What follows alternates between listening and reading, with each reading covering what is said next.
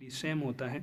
तो आज का हमारा आपका एक लोगों का टास्क है, अपने हिसाब से टेस्ट लेना है कि इसमें जो बने हुए हैं ये आप लोगों ने आइडेंटिफाई करना है इस डायग्राम को कि ये कौन कौन से फेजेस हैं। तो इंशाल्लाह जब फिज़िकल क्लासेस शुरू हो जाएंगी तो उसमें मैं आप लोगों को से चेक करूँगा कि हमारे पास ये क्या क्या चीज़ें हैं, कि कौन कौन सा स्टेज है, कि ये कौन सा स्टेज है, ये वाला कौन सा स्टेज है, ये वाला और ये वाला स्टेज कौन सा है।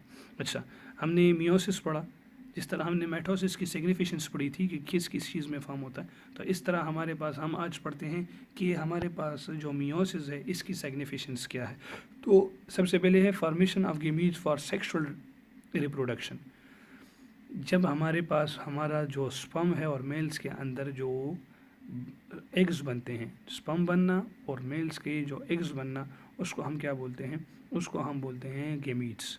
गेमीट्स हमारे पास क्या है, ये मियोसिस में होता है, इसमें ये ज़रूरी है ये प्रोडक्शन। अच्छा, ये हमारे पास कहाँ पे होगा, एनिमल सेल में होगा सिर्फ और सिर्फ। ये गेमीट्स के फॉर्म जो है ये हमारे पास क्या होते हैं, ये एनिमल्स में होते हैं।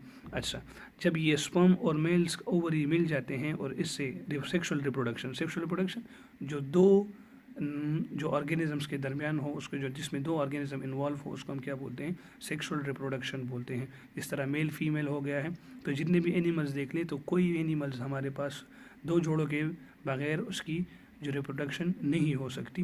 तो इस तरह हमारे पास जो है एक का स्पर्म मिल जाता है और दूसरे का हमारे पास जो है ओवरीज, फीमेल का ओवा मिल जाता है, और उससे हमारे पास क्या बन जाते हैं, उससे जाइगोट बन जाता है, और वो क्या होता है, डिप्लॉयड फॉर्म में होता है। फिर जब जाइगोट डिप्लॉयड फॉर्म में होता है तो उसमें क्या हो जाता है, दोबारा उसमें पहले हेप्लॉयड में होता है, उसके बाद डिप्लॉयड में होता है, डिप्लॉयड के बाद ये हमारे पास क्या हो जाता है, इसमें माइटोसिस हो जाती है और इससे एक पूरा नया ऑर्गेनिजम्स बन जाता है।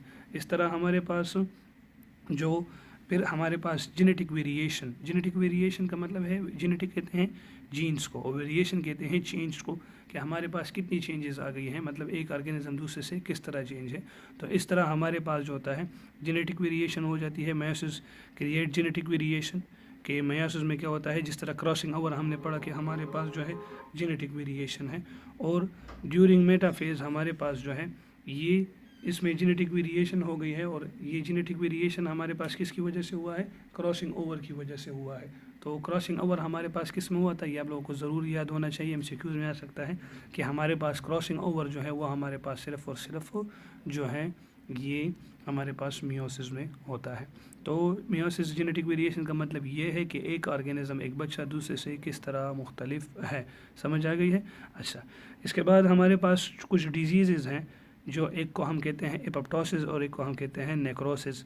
ये हमारे पास सेल के फॉर्म्स हैं कि किस तरह हमारे पास जो है एपोप्टोसिस होता है और ये किस तरह। तो एपोप्टोसिस का मतलब ये है कि हमारे पास कुछ सेल्स डेड हो जाते हैं और वो अनवांटेड सेल जो रिमूव हो जाते हैं, तो उसको हम क्या बोलते हैं, एपोप्टोसिस बोलते हैं। Apoptosis is sometimes called programmed cell death, कि जब एक जानदार के अंदर जब सेल्स मर जाएंगी तो उससे हम रिमूव करेंगे, तो वो किसकी वजह से रिमूव होंगे, वो हमारे पास जो है सेल या एपोप्टोसिस की वजह से होंगे। अच्छा, इसके बाद हमारे पास जो है, इसके बाद हम एपोप्टोसिस के हम पढ़ते हैं कि ये हमारे पास जो नए सेल जो हैं उसके साथ ये खाना शुरू कर देता है।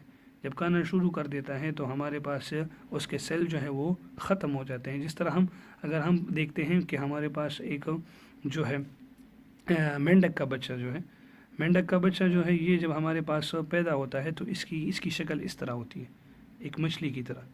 सही है, एक मछली की तरह इस तरह शक्ल होती है, लेकिन उस कुछ देर बाद उसके जो नीचे वाली जगह जो है ये वाली टेल जो है वो ख़त्म हो जाती है, तो उसको हम क्या बोलते हैं, एपोप्टोसिस बोलते हैं। वो किसकी वजह से होता है, एपोप्टोसिस की वजह से होता है। अच्छा, इसके बाद हमारे पास जो है जो नेक्रोसिस है, नेक्रोसिस हमारे पास ये नीचे आपको प्लांट्स नज़र आया होगा कि एक ऑर्गन में हमारे पास कुछ ऐसी डिजीज़ पैदा हो जाती है या इंजरी पैदा हो जाती है जहाँ पे हमारे पास जो है सेल की जो ब्लड है वो सप्लाई नहीं हो रही, तो उससे हमारे पास क्या होता है, उससे हमारे पास नेक्रोसिस हो जाती है।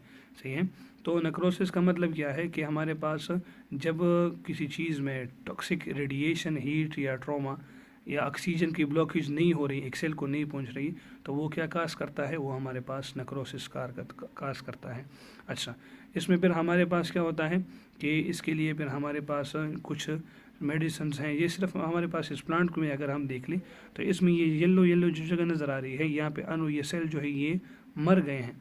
तो ये मरने की वजह से क्या है, ये जर्द नज़र आ रहे हैं। समझ आ गई है। तो एपोप्टोसिस और मियोसिस में फ़र्क, एपोप्टोसिस में सेल गायब होते हैं और नेक्रोसिस में जो है ये हमारे पास जो है अनवांटेड सेल, एपोप्टोसिस में अनवांटेड सेल ख़त्म हो गए हैं, लेकिन यहाँ पे हमारे पास जो है इसमें एपोप्टोसिस नेक्रोसिस में हमारे पास जो है सेल डेड हो जाते हैं, खुद ब खुद ही मर जाते हैं। किसकी वजह से मर जाते हैं, रेडिएशन की वजह से, या किसी हमारे पास जहर की वजह से, या किसी हमारे पास जो है हीट की वजह से, तो उसमें हमारे पास क्या होता है, नेक्रोसिस होता है।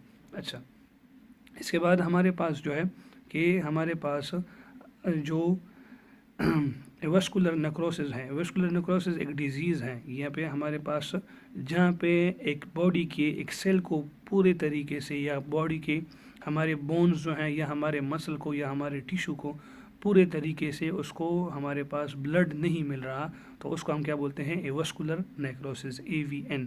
सही है, ये एक साइंटिफिक इंफॉर्मेशन है, ये याद रख लो कि हमारे पास जो है जब किसी बॉडी के एक सेल को, या एक टिश्यू को, या एक ऑर्गन को पूरी तरीके से उसको जो हमारे पास जो है पूरे हर एक मतलब फॉर एग्ज़ाम्पल परमानेंटली, या हमारे पास टेम्परेरी कुछ वक्त के लिए, या आर्जी तौर पे या मुस्तकिल तौर पे उसको ब्लड नहीं मिल रहा उस जगह को, तो उसको हम क्या बोलते हैं, उसको हम बोलते हैं नेक्रोसिस या एवस्कुलर नेक्रोसिस बोलते हैं। तो आज के लिए इतना बहुत है। इंशाल्लाह फिर कल हम आगे पढ़ेंगे, इसका एक्सरसाइज करेंगे, इस चैप्टर का एक्सरसाइज में हम फिर पढ़ेंगे कि हमारे पास क्या क्या क्वेश्चंस हैं, MCQs करेंगे। तो कुछ टास्क हैं, होमवर्क हैं। होमवर्क में एक तो ये होमवर्क आप लोगों को मिला है, ये मैं नीट कॉपी में चेक करूँगा, सही है। और एक हमारे पास इसके डायग्राम नीट कॉपी में बनाने हैं, ये वाला डायग्राम पेज नंबर 108 पे, पेज नंबर 109 पे, और हमारे पास जो है पेज नंबर 107 पे। ये सारे होमवर्क में इंशाल्लाह रफ़ कॉपी में आप ड्राइंग की कॉपी ले लें, और उसमें मैं ये चेक करूँगा कि आप लोगों ने ये डायग्राम्स बनाए हैं। Thank you. अस्सलाम वालेकुम।